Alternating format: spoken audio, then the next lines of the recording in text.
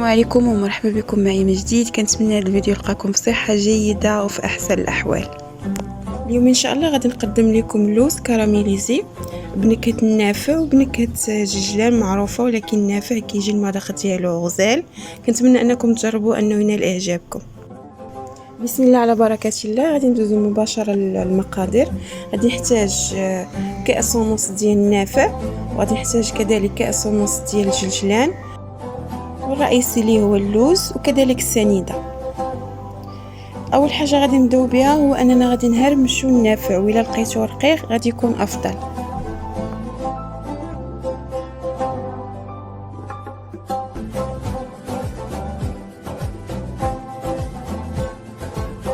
غادي ندوزو مباشره نحمصو اللوز.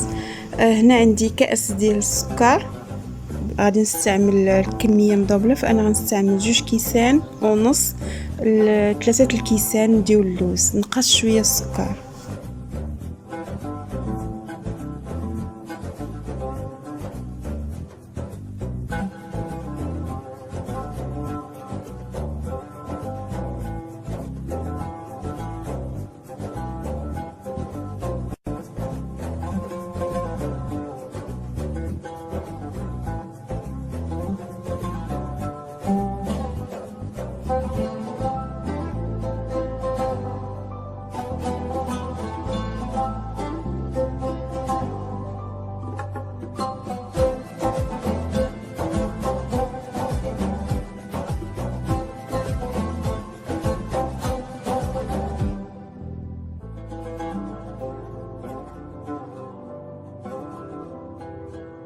نبقى نحرك في الخليط ديالي حتى يذوب السكر تماما على نار مهيله.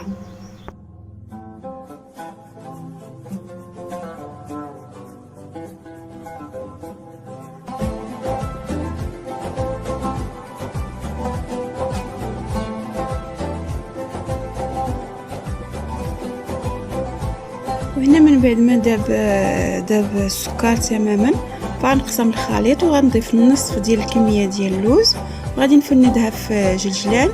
وكذلك غنستعمل نفس الطريقه في النافع.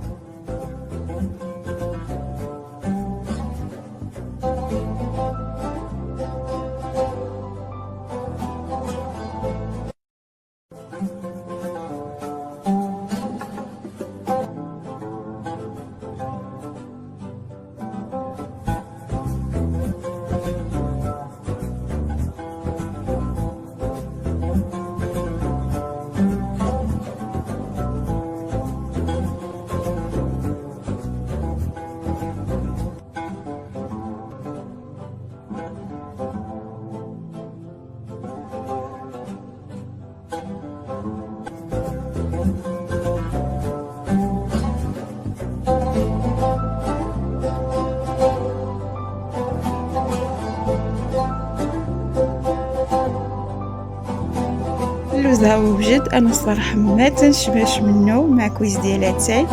كنتمنى انكم تجربوه وانه ينال اعجابكم، وشكرا على المشاهده حتى الاخير، ونشوفكم فيديو جديد ان شاء الله. دمتم سالمين.